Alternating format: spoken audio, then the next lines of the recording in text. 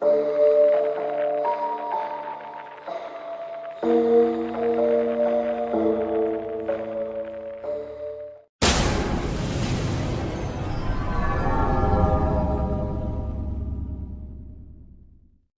what's up guys? Just a quick little message before the video starts. If you liked the video, then please leave a like, and if you haven't subscribed, please do so. I just reached 200 subscribers, which is really cool.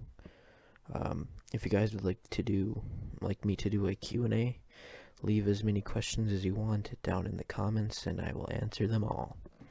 But I don't think I have anything left to say, so please enjoy the video and don't be too scared.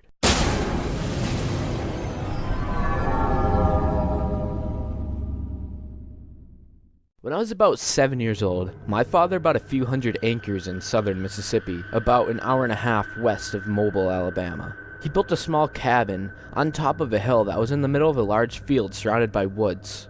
This house was about 5 miles from a paved road. To get to our land, it took nearly 10 minutes of driving down dirt roads from the main highway, which was south of our house. About a quarter mile north from the house he built a small lake, more like a pond. It was about as long as a football field, but wider. To get to the lake from the house, you could take Route A, which was a hard-packed dirt road that was lined with dogwood trees. It was beautiful in the spring. Route B was about 100 yards east of Dogwood Lane, and we named it Vampire Trail because it was always so gloomy.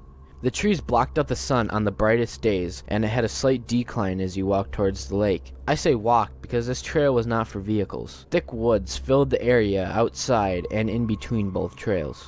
One morning during the fall, my parents and my little sister had gone to get ice cream and do some shopping. This trip would take them at least an hour or two. I was 10 years old, so I decided to go fishing while listening to Bama play Ole Miss. The game was the usual Bama win, so I thought I could ease the boredom of a blowout by fishing in the well-stocked lake. So I carried my pole, small radio, and small ice chest. I had an Airedale Terrier named Bully that never left my side, and it was on this day I realized how awesome he really was. Onto the lake we went. Picture a large oval, roughly the size of a football field, but bigger, with an L-shaped pier in the southeast corner. Vampire Lane opened up to a more severe decline to the shore and a small pier. Across the lake on the west side, there was a narrow tree line that separated the shore from Dogwood Lane. The north side of the lake was the dam, and the south ended in a thick and swampy woods. Fortunately for me, I realized later. About 5 minutes after I threw out my line and 2 bombas touched down later, I got that feeling. It's a feeling I've come to recognize well, and it may have saved my life this day. The feeling of being watched by something dangerous. Bully must have felt it too, because a few seconds later I could hear him growling low and staring across the lake to the west, to the tree line that separated Dogwood Lane from the lake. I turned my head in that direction, and almost immediately, my eyes lit on what I thought to be half of a silhouette of a large man behind a tree. It was too far to make out details, but close enough to be sure of what I was seeing. Almost 5 minutes went by, and right before I scolded myself from an overactive imagination, the half silhouette moved behind a tree slowly. Bully stood and growled, and I told him quietly to stop. I turned my head north, towards the dam, while keeping my eyes and attention rooted toward the tree. Over the next 10 minutes, which felt like hours, I watched while this figure slowly moved from tree to tree, always north and always facing me. The saying, "scared stiff," was something I found to be true. For some reason, I thought that it was important that whoever or whatever it was did not know that I was aware. I finally realized that the figure's path was bringing it closer to the dam, which would make its path shorter and easier. My paralysis broke, and I casually put down the fishing pole and started walking towards Vampire Lane. I was in the army for 11 years as an MP, but not turning to look over my shoulder during that walk was the hardest thing I've ever done. In my mind's eye, whatever it was screaming across the dam towards me. When I hit the tree line, I broke into a run. As I was running, Bully dashed ahead of me, and my anger turned into admiration as he stopped some 20 yards ahead and just faced north until I could pass him. He continued this action the entire run home.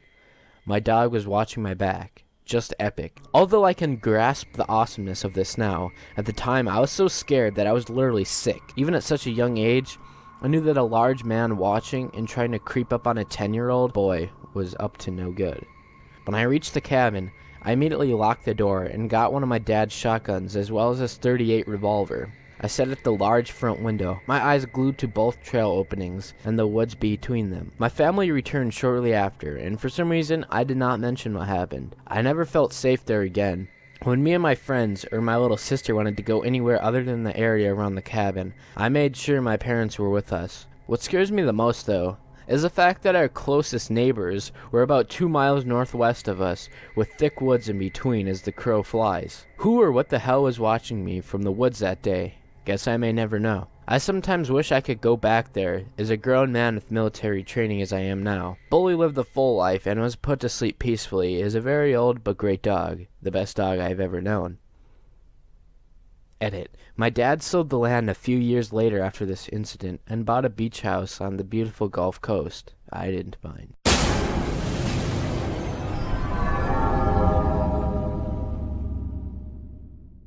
So a little background first. I went to a fairly large middle school that had kids from at least 3 cities in the area all going to it. From there, I went to a small high school with maybe 300 kids in total. My high school was a highly competitive charter school located in the mountains and surrounded by several acres of woods. I met this guy Sam in middle school, but didn't really interact with him much. It was more one of those friends of my friends things. Fast forward to my sophomore year of high school, Sam transfers into my class. My high school did block schedules, so we had 4 classes and a sort of study hall / homeroom class in the middle of the day.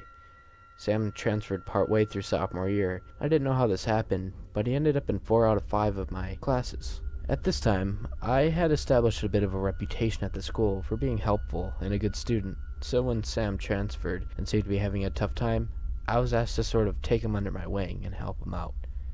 Boy, do I regret doing that. One of the classes we had together was a history class that I also had with one of my best friends. Despite her protest, my teacher made the 2 of us work with Sam on all of her group projects. Sam was already kind of creepy with me, even though he had been at our school for less than a week. When we started working together, he would sit uncomfortably close and wouldn't say much, but as he got up the courage, he started talking to me. At first, it was all normal stuff. I had an older boyfriend at the time who was in the Air Force and stationed in Japan. I know that kind of sounds like one of those high school lies girls make up to get creepy guys to back up, but this was true. We were childhood friends and had started dating shortly before he enlisted. So I made sure Sam knew I wasn't looking for anything more than a friend. But it didn't take long before he started flirting with me. His flirting quickly escalated from compliments and asking if my boyfriend Alex was real to trying to steal the virginity ring I wore every day off my finger and joke that one day it wouldn't be just the ring he was stealing.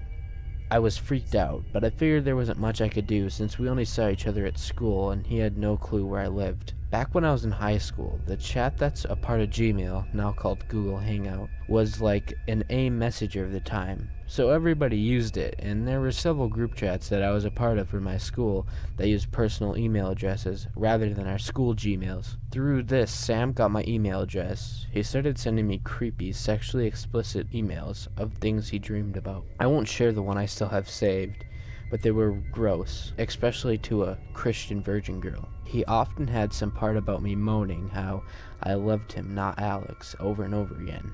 Eventually, it got so bad that one of my friends reported what was happening to the school administrator. They basically sent out an email to the entire school that Sam wasn't allowed to communicate with me at school. This freed me from everything but the creepy sex emails that came in on a weekly basis, at least until the end of the year. Junior year, Sam was keeping his distance, but we had a class together, so we had started interacting at a minimal level.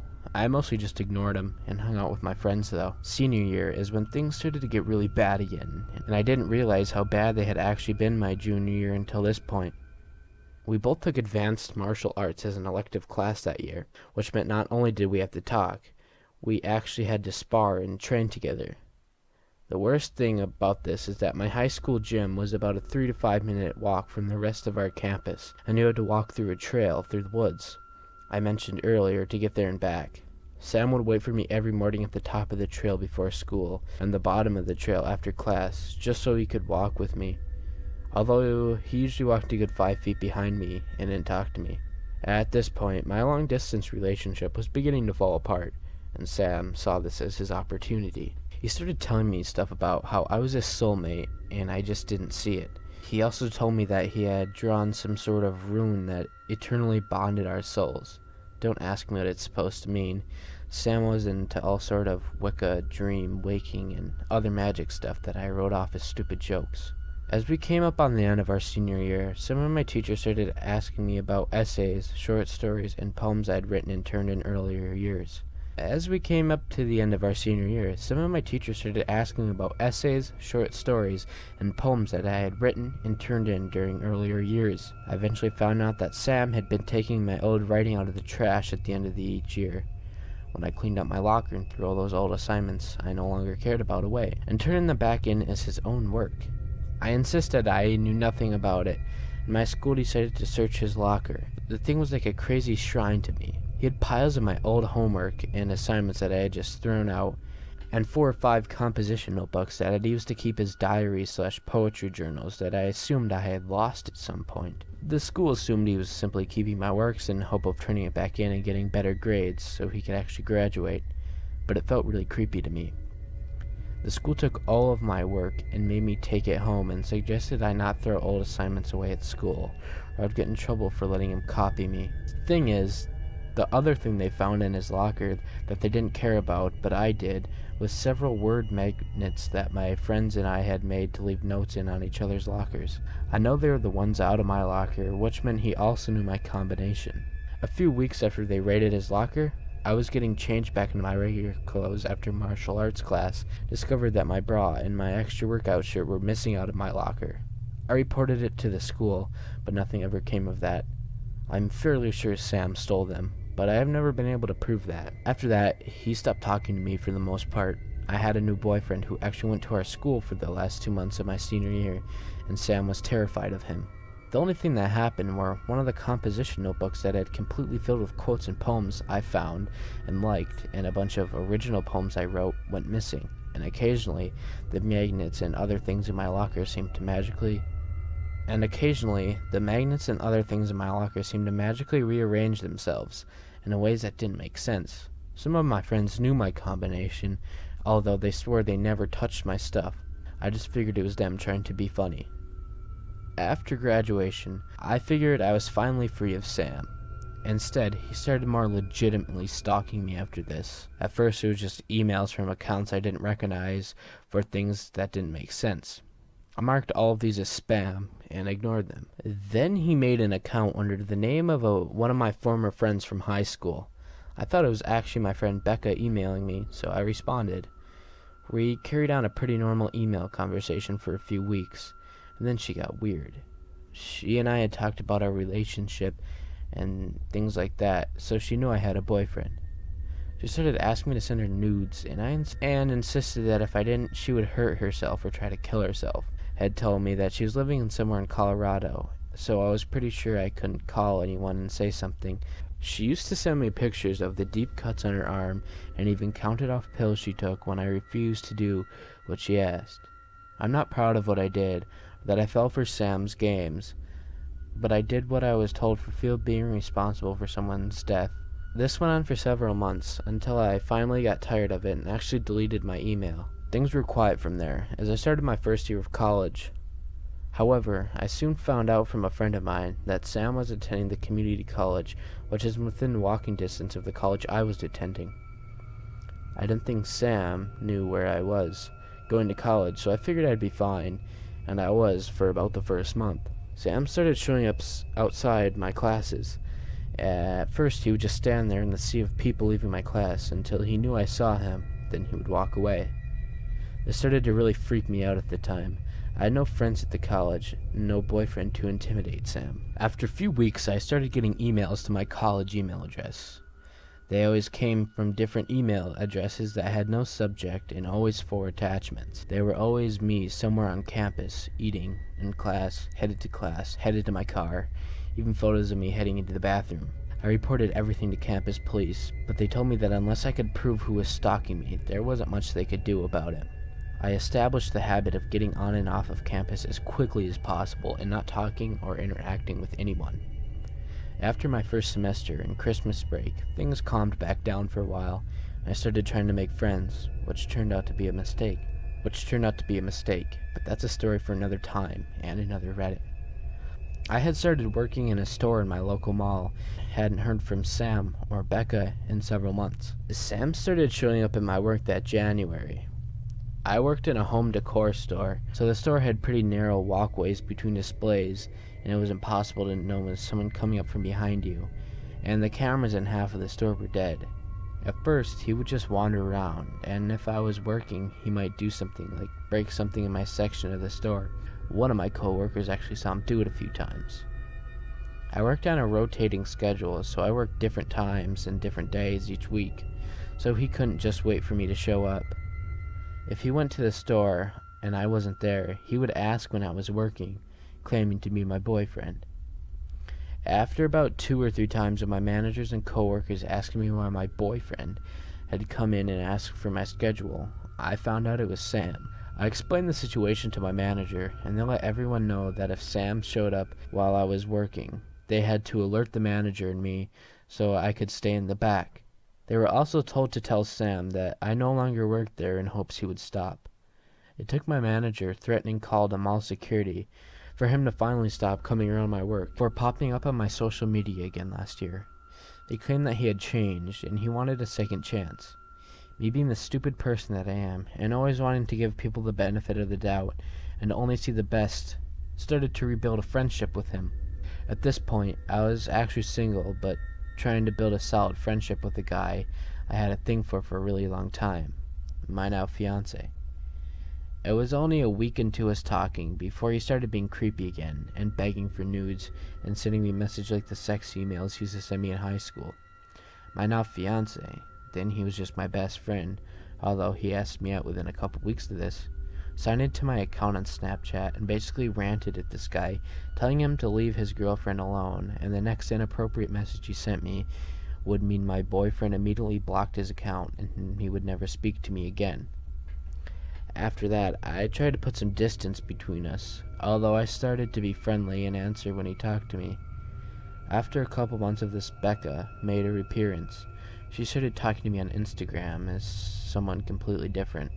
We talked for a few weeks before she started sending me messages that made it clear it was really Becca/Sam. My fiancé and I have a theory that Sam decided to bring Becca back as a way to attempt to make me dependent on Sam again. She went back to her old tricks with the self-harm and suicide threats, except this time Sam used the time photo thing on Instagram and his little sister to really add a punch to it and make me truly believe she was trying to hurt/kill herself. I told her I knew who she was and she was lying. She threatened to blackmail me with the old images I had sent her way back in my first year of college if I didn't send her more. Instead, I told my boyfriend, and he used his tech nerdiness to check out the metadata on her photos and discovered that they were screenshots from some other account. This person actually lived in the same state as us.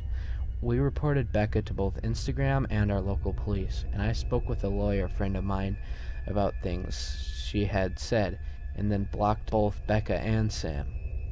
The only thing that happened since then is a few accounts that have popped up on Facebook and Whisper using my images, both the appropriate and explicit ones, and claiming to be me.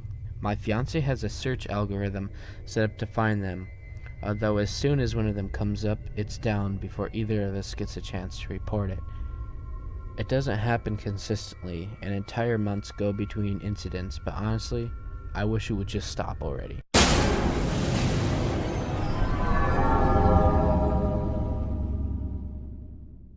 When I was about 12, my great-uncle John came from the Ukraine to visit us in Canada. He had a lot of stories, but this is the one that stood out. In the late 1960s, John was traveling by train from his village to another to visit family.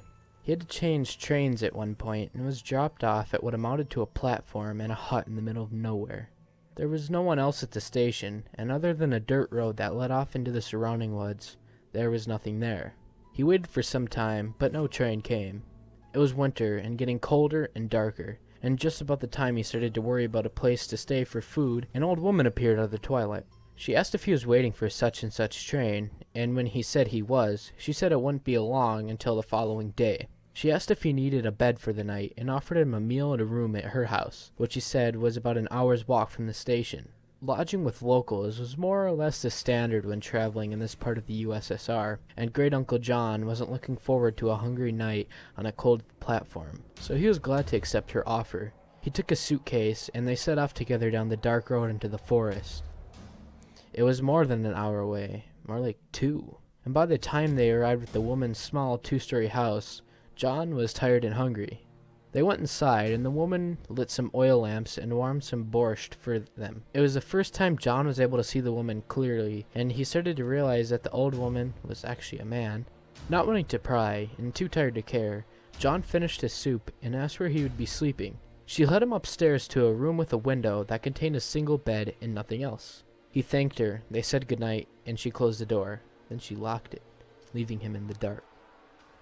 Somewhat creeped out by this, John called to her, but she didn't answer, and he heard nothing else. Figuring he would deal with it in the morning, and that she had probably done it by mistake, John set his suitcase down and laid it on the bed, deciding to make the best of it and get some sleep. Before he could fall asleep, he felt the urge to pee and got out of bed, hoping to find a chamber pot or something he could pee in. He got on his hands and knees to feel under the bed into the darkness, thinking that's where the pot would be if there was one. Instead, he found a body. Nope, Great Uncle John said, and went straight to the window to see if he could exit the room that way. It was nailed shut. He knew that if he remained in the room, he would probably be a dead man, but if he broke the window and tried to get out that way, there was a chance that the old woman, and who knows who else was there, would hear him and come into the room before he could get away. So he did the only thing he could do. He pulled the body from under the bed, heaved it onto the mattress, and covered it with blankets, then got under the bed and waited. Sure enough, about an hour later, he heard footsteps slowly coming up from the stairs and toward the room. The lock clicked, and the knob slowly turned. In the gloom, John saw somebody move towards the bed. Then he heard several terrific and sickening thuds. The person had bashed the body on the bed with a large crowbar, which they then dropped on the floor right in front of John. There was silence. Then the person went out of the room, and the door was shut again. The footsteps went down the stairs, and then there was silence again. John moved out from under the bed, took the crowbar, and was slowly able to pry the window open. He didn't say, but I imagine he was shitting bricks the entire time. When the window was open, he threw his suitcase out, then dove himself out, not caring what was below him, only worrying about what was behind. He landed without too much injury, and began to run into a field behind the house towards some lights in the far distance. It turned out to be a highway with some military and transport trucks on it, and John was able to get a ride to another village where he could catch a train. He didn't bother reporting what happened to the authorities, since at the time in the USSR, there was a distinct chance he would have been the one who gotten in trouble. He just thanked God he escaped, and decided that the next time he traveled to visit relatives, he would take another way.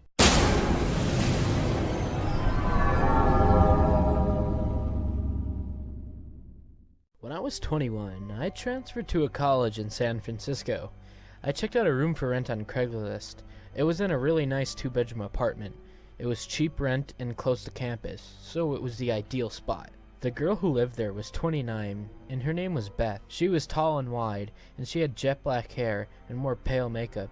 She seemed nice, although a little quiet, but she seemed to like me and agreed to let me move in. So far, so good.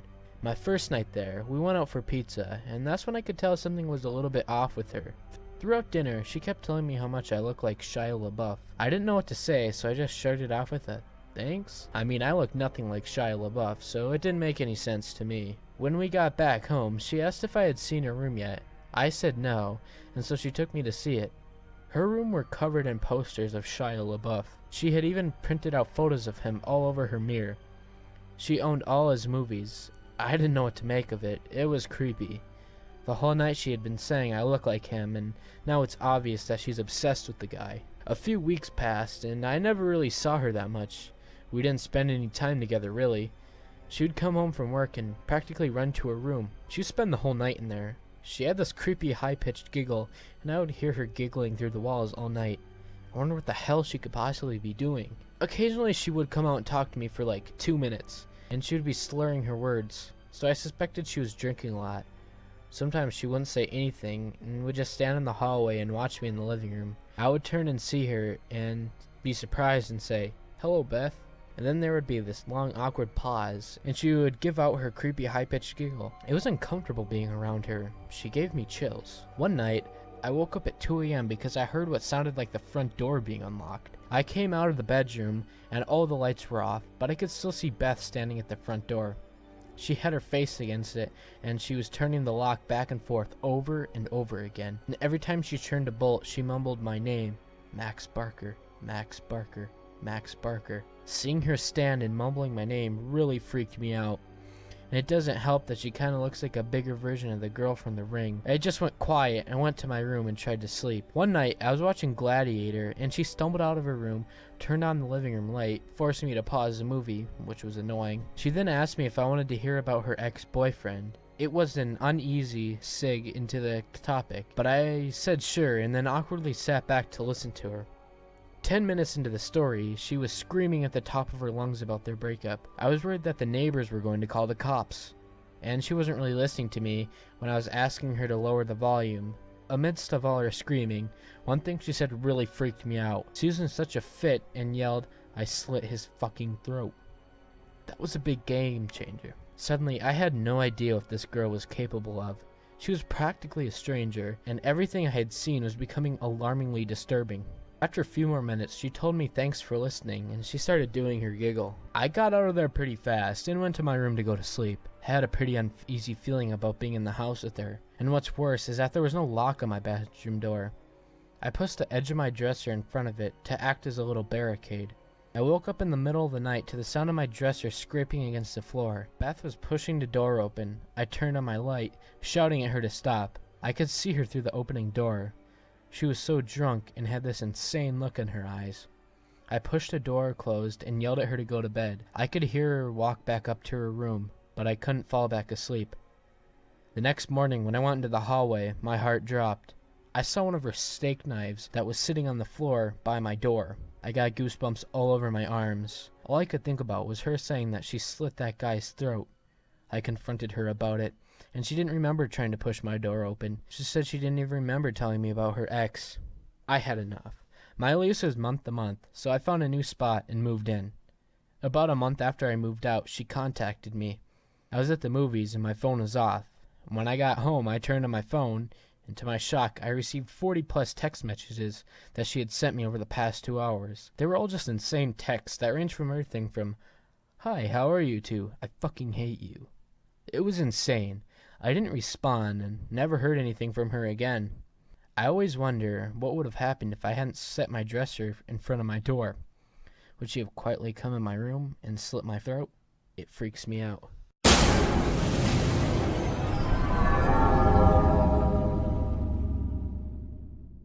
So this was told to me by an old family friend, Nikki, numerous times as a kid growing up. It's one of those life advice stories to keep in mind 30 years. And to her credit, I have never forgotten it. Whenever anything associated with hitchhiking comes up, it always springs to my mind, and probably always will. Makes me a bit ill whenever I think about it, actually. So Nikki, who grew up at about the same time as my dad, so this was about in the early 80s I believe, was a young woman in her mid-20s. She was one of those real kind-hearted souls, always willing to help another out in their time of need, you know. And I can't imagine her being anything other than that when she was younger, so I totally see her doing this too. So driving into the city, about an hour or so drive from her town, she saw a man walking down the side of the road. As she neared her turn and, in the typical hitchhike manner, stuck out the old arm and thumb, Nikki, bless her heart, pulled over and asked him if he needed any help. She told me that he was really polite, if not a bit shy. When he asked for a lift into the city, Nikki gave a smile and popped open the passenger door for the guy, who tossed in his bag into the back seat and buckled up for the ride ahead. They talked pleasantly for most of the trip about friends, the news, etc. You know, happy small talk. She felt that they were getting on really well and even bought him dinner at the pit stop a little over halfway there. She says he seemed really flustered and awkward when she paid, but one of the things they had talked about was money and how he was pretty dang strapped for cash, which was why he was hitchhiking in the first place. But he eventually relented and they went on their way. As soon as they got into the city, he thanked her profusely for the ride and the food and asked to be dropped off once they hit downtown. Before getting out, he asked for Nikki's phone number so he could contact her someday and catch up. Thrilled at the prospect of knowing how one of her new friends was faring, Nikki wrote it down for him and drove off. The warm feeling of a good deed done. Now, I'm sorry if you're expecting something creepy to happen by now, but I think this is what freaked me out so much as a kid. How nice everything seemed to have worked out. Nikki gets this crease in her forehead and a funny look in her eye when she tells me the next part. How a week later, she got a phone call from her driving buddy. He didn't let her get a word in edgewise after hello and told her that she should thank God that she was raised so nice, because when he first got in the car, he was planning on raping and murdering her once they got to that pit stop. That he was going to steal that car and dump her body in a ditch further down the road and go on his merry way. But after she talked with him so kindly and treated him to dinner with a smile on her face, he couldn't bring himself to do so. He didn't think that he could live with himself after doing such a thing to a nice lady, and to please, Nikki, please, never ever pick up another hitchhiker. Then he hung up. Nikki never got a call from him again. When she tried redialing the number, she got a payphone. And so, Mr. Hitchhiker, I know I'm never going to meet you because I'm going to listen to the advice you gave your driving buddy and never ever pick up a hitchhiker.